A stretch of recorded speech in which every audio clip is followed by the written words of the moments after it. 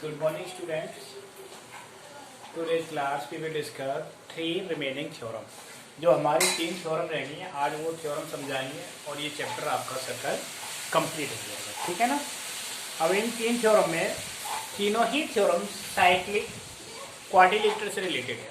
मैं आपको बताता हूँ साइक्लिक क्वाड्रिलेटर होता क्या है।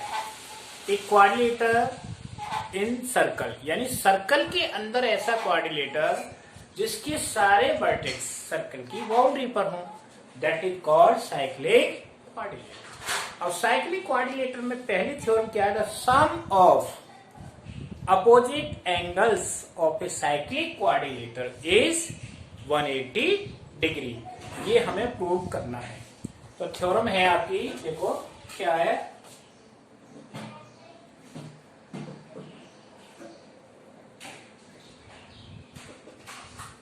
theorem the sum of either pair of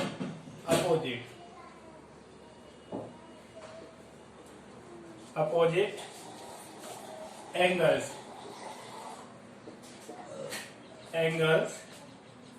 of a cyclic quadrilateral is 180 degree, यानी इसको 180 डिग्री प्रूव करना है। अब देखिए 180 डिग्री में तो सबसे पहले एक साइक्लिक क्वाड्रिलेटर बनाया, ठीक है ना। Draw a cyclic quadrilateral.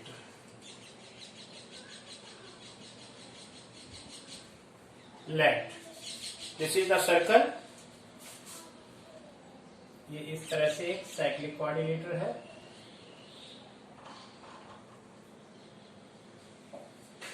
A B C D कहीं से भी ले लो, जैसे ले रहे हैं B C D. This is cyclic quadrilateral, ठीक। अब साइक्लिक क्वाड्रिलेटर है, that is centre O, centre इसको हमने मिला दिया, ठीक, सेंटर,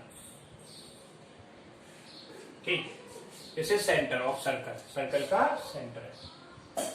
अब गिवन में क्या लिखेंगे, given ABCD is a cyclic quadrilateral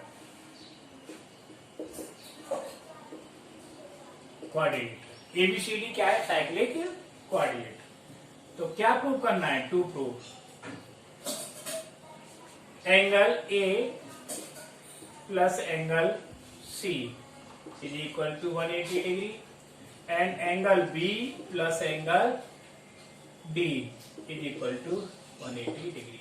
ये हमें 180 डिग्री प्रूव करने हैं, ठीक है ना। अब जॉइन में क्या कर दिया, कंस्ट्रक्शन में जॉइन, इसको डॉटेड लाइन से करेंगे इसको, ठीक है ना। जो भी कंस्ट्रक्शन होता है उसको हम डॉट से दिखाते हैं, इसको भी, ठीक, डार्क नहीं करेंगे, फिर कंस्ट्रक्शन का पता नहीं चलेगा क्या करें। जॉइन OB एंड OD, ठीक है ना। अब OB OD को हमने ज्वाइन कर दिया। इसमें प्रूव करने में पीछे जो हमने थ्योरम पढ़ी थी उन्हीं का यूज होगा। देखो कौन सी थ्योरम का यूज होगा। इस साइक्लिक क्वाड्रिलेटर में अगर मैं इस एंगल के लिए डिस्कस करता हूं, एंगल ए के लिए, तो एंगल ए के लिए सेंटर पर एंगल ये बनेगा, कौन सा, BOD। और हमने एक थ्योरम पढ़ी थी, angle at the centre is double of angle at the remaining part of the circle. इसको दूसरी तरह से कहते हैं, angle at the remaining part of the circle is half of the angle at the centre. Reverse करके भी कह सकते हैं। So that angle BAD is equal to, इसको एंगल 1 ले लिया नीचे वाले को, इसको एंगल 2 ले लिया, ठीक है ना, ऊपर वाले को, is equal to half of angle BOD ठीक है ना, या angle BAB is equal to half of angle 1। हमने 1 और 2 क्यों लिया, क्योंकि दोनों ही एंगलों का नाम BOD आएगा। ठीक, इक्वेशन फर्स्ट, और इसको मैंने लिख दिया एंगल बाय द थ्योरम लिख दो आप, चलो ठीक है, बाय थ्योरम। थ्योरम से हम प्रूव कर चुके हैं ऑलरेडी। अब C के लिए लेते हैं, जब C को लेंगे तो एंगल ऊपर वाला आएगा 2 आएगा, ठीक है ना, ये सेंटर है, मत 20 मत समझना इसको, ओ ठीक। तो angle BCD is equal to half of angle कौन सा, BOD। अब BOD, जब ये BOD है तो वो भी BOD, दोनों एक हो जाएंगे, उसको बोलेंगे reflex of BOD, REF, reflex of angle BOD, ठीक है ना। इसका नाम दे देंगे अलग, दूसरा नाम angle BCD is equal to half of angle 2B। Equation second, दोनों को क्या करें, प्लस करते हैं by adding first and second. तो angle BAD plus angle BCD is equal to half of angle 1 plus angle 2। देखिए 1 प्लस 2 दोनों को मिला करके क्या करके एक कंप्लीट राउंड हो गया, कंप्लीट सर्कल हो गया। और कंप्लीट सर्कल कितनी डिग्री का होता है, 360 डिग्री। एंगल इसको A लिख सकते हैं, इसको angle C is equal to 1/2 into 360 degree, ठीक है, ये से कैंसिल हो गया। तो angle A plus angle C is equal to 180 degree. ये हो गया, पहला पार्ट प्रूफ हो गया। सिमिलरली क्या हो जाएगा, similarly angle B plus angle D is equal to 180 degree. ये दूसरा पार्ट, एक पार्ट जैसे प्रूफ हुआ ऐसे ही दूसरा होगा, इसलिए दूसरे पार्ट के लिए हमें प्रूव करने की जरूरत नहीं है, उसको हम क्या लिख सकते हैं, सिमिलरली करके लिख सकते हैं, ठीक है, ओके।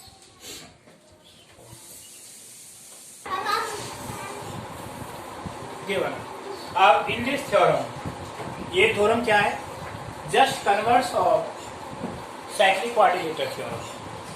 इस थ्योरम में उसका उल्टा दे रखा है, if the sum of a pair of opposite angles of a quadrilateral is 180 then it is cyclic। वहां साइक्लिक दे रखा था, यहाँ साइक्लिक प्रूव करना है, तो हमें गिवन क्या होगा, ABCD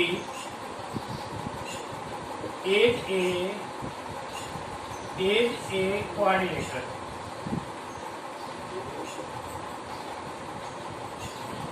such that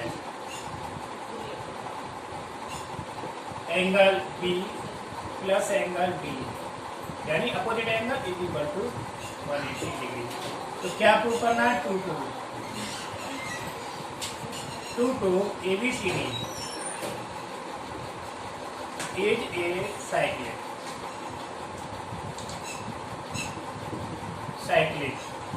क्वाड्रिलेटरल।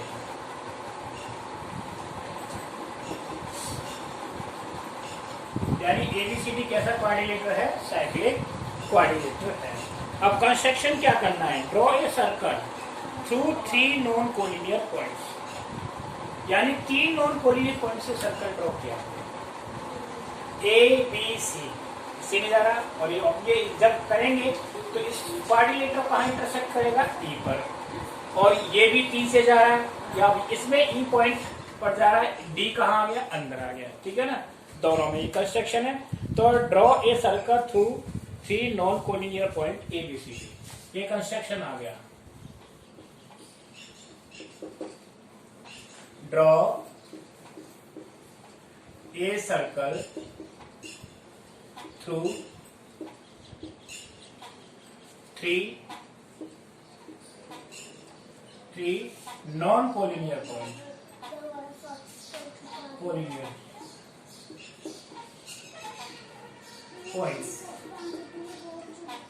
ठीक, अब आप प्रूफ में आपको कराना है। अब कैसे करना है आपको, ठीक है ना। अब ये 3 नॉन कोलिनियर पॉइंट्स हैं, तो पहली कंडीशन में आ जाओ। किस कंडीशन पे? पहली कंडीशन में। फॉर फर्स्ट कंडीशन में किस किस का सम 180 होगा? In that condition quadrilateral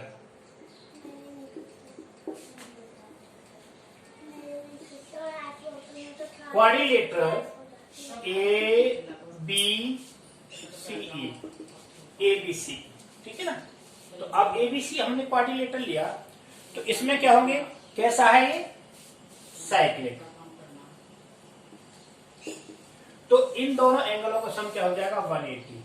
angle B plus angle E is equal to 180 degree. ये 180 डिग्री हो गया, बी प्लस ई, ठीक है ना। इक्वेशन फर्स्ट अभी जो हमने प्रूव किया था बाय द साइक्लिक क्वाड्रिलेटर की प्रॉपर्टी से प्रूव किया था। अब दूसरी कंडीशन हमें गिवन है। क्या गिवन है? Angle B plus angle D is equal to 180 degree.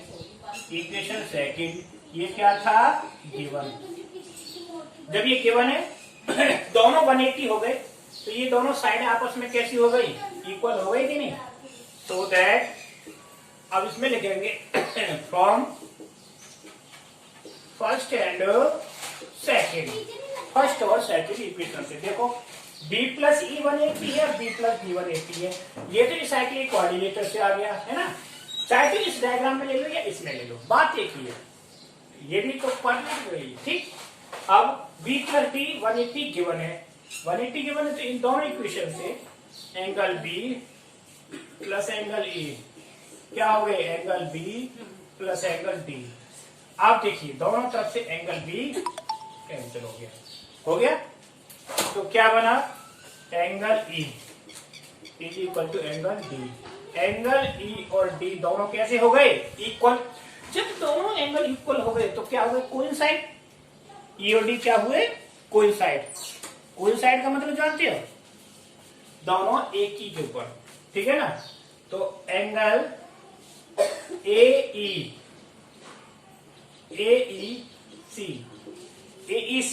Three letter में लिख दो is equal to angle ADC, ठीक। सो दैट क्या हो जाएगा बोलो? Possible only when. ये कब पॉसिबल होगा? E and D are coincide, so that E and D are coincide। अब कोइंसाइड है दोनों, तो क्या हो जाएगा? ये जब 4 पॉइंट से साइड को, चारों पॉइंट सर्कल पे होंगे, क्वाड्रिलेटर के जो चारों पॉइंट सर्कल पे होंगे, तो क्या हो जाएगा? ये cyclic. ABCD is a cyclic, ABCD is a cyclic quadrilateral. यही प्रूव करना था हमें, ठीक है। Okay,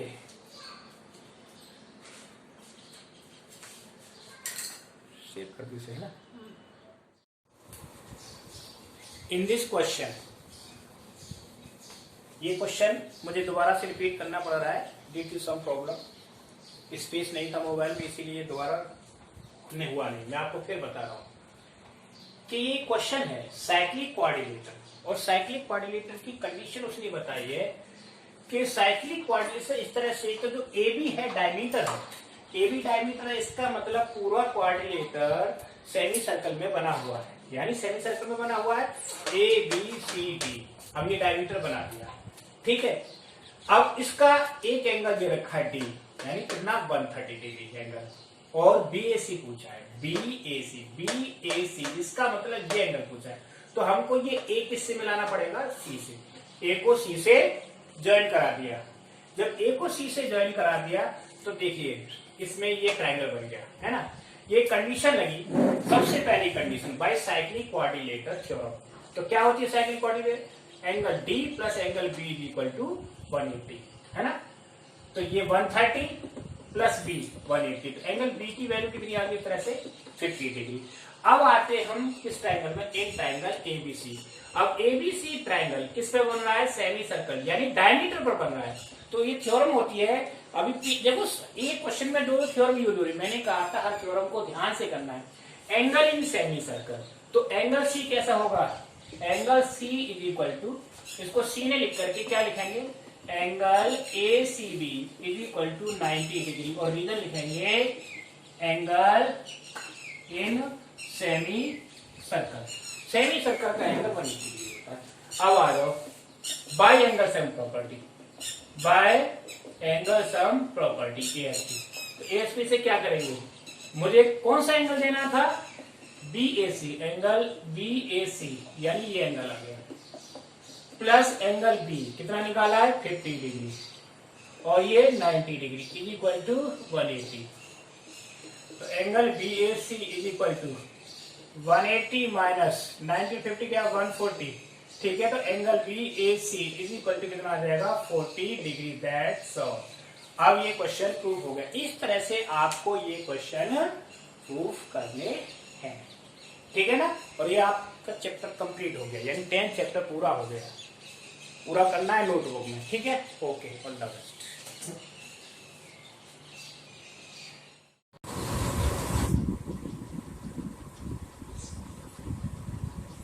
In this question, the center of the circle is if BOC 100 second, find the angle BSC and BDC. This is the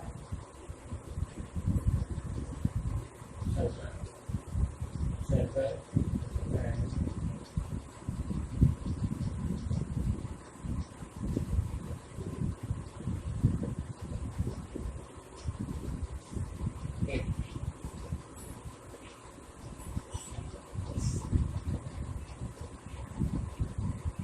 A, B, C, okay.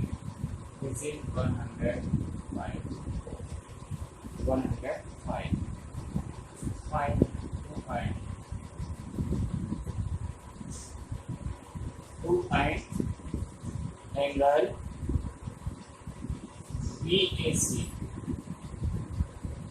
and BDC. Angle BDC. BDC और BOC find करना है।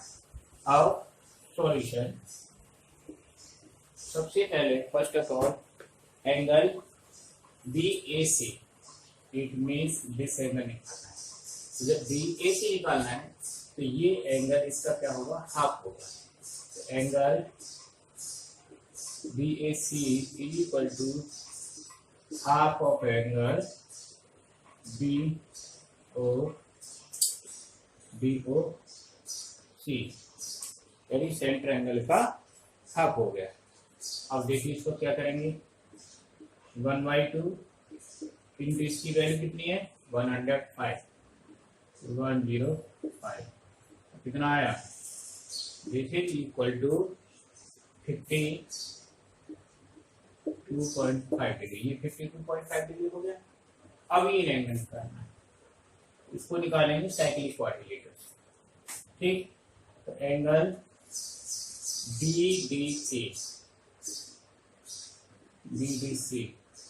तो cyclic quadrilateral में क्या होता है कि sum of two opposite angle is 180, ठीक।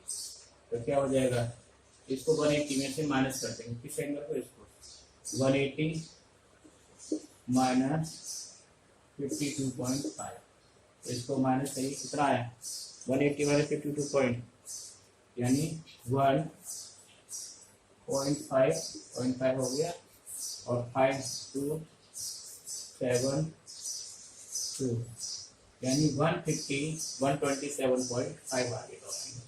इस तरह से ये दोनों एंगल आपस में मिलकर आ गए। तो इस तरह के कई क्वेश्चन आपको इसमें देखने को मिलेंगे जिनको आप कर सकते हो। अभी मैं एक दो क्वेश्चन और ले रहा हूं, जैसे हाँ ये रहा क्वेश्चन, ये आपको प्रूव करने वाला क्वेश्चन है।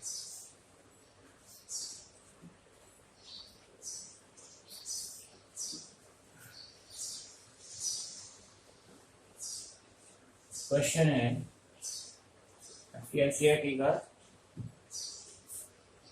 इन a circle the length of the कोड is equal to the radius, find the angle in major arc and minor arc.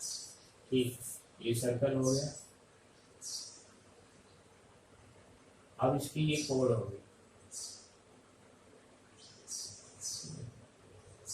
ये कोड, और ये इसके बराबर है, किसके बराबर है? रेडियस के बराबर। A B. अब इसके जो एंगल बन रहे हैं माइनर आर्क में तो ये बन गया, और मेजर आर्क में ऊपर की तरफ ये बन गया, यहाँ ओ ले लिया, ये एंगल बन गया। ए बी सी और डी, तो इन दोनों एंगल्स की वैल्यू पूछिए क्या होगी इसकी वैल्यू। तो उसके लिए सबसे पहले मुझे ये एंगल निकालना पड़ेगा। ठीक, अब ये एंगल निकालना पड़ेगा। तो अभी क्या गिवन था इसमें? गिवन था कोड A B equal to O A is equal to O B, यानी ये तीनों आपस में क्या हो गए? इक्वल हो गई, इक्वल हो गई। So that angle A O B कितना हो गया? Angle 60 degree by angle of equilateral triangle, angle of equilateral triangle. ठीक है ना, इक्विलेटरल ट्रायंगल का एंगल क्या होता है? 60 डिग्री होता है। ये 60 डिग्री हो तो ऊपर कितना हो जाएगा? देयरफॉर एंगल ACB, तो ACB is equal to half of this, इसका हाफ होता है 1/2 of angle AOB is equal to 1/2 into 60 degree is equal to 30 degree हो गया। अब निकालना ADB, angle ADB is equal to 180 minus 30 is equal to यानी 150 degree. तो ये एंगल मेजर आर्क में कितना हो गया? 150 डिग्री, और 150 डिग्री माइनर आर्क में, मेजर में 30 डिग्री। यानी बड़े आर्क का एंगल छोटा होता है, छोटे आर्क का एंगल बड़ा होता है। तो इस तरह से क्वेश्चन हो गए। ठीक, अब देखिए वन मोर क्वेश्चन, एक क्वेश्चन और लेते हैं।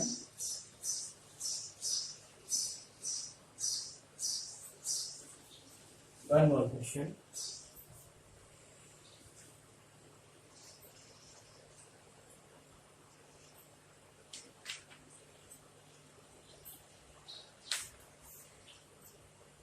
हाँ, prove that cyclic parallelogram is a rectangle. ये है prove that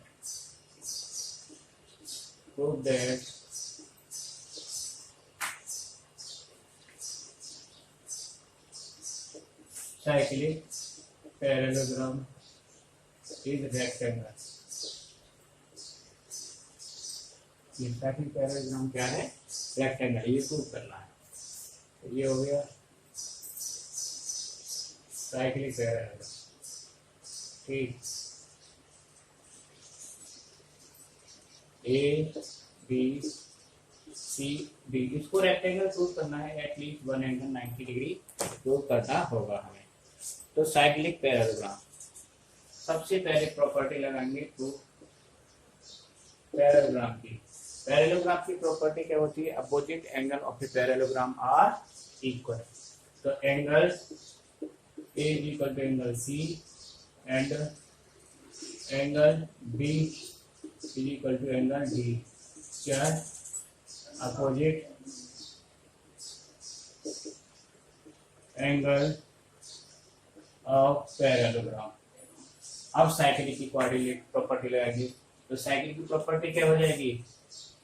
angle A plus angle C is equal to 180 by cyclic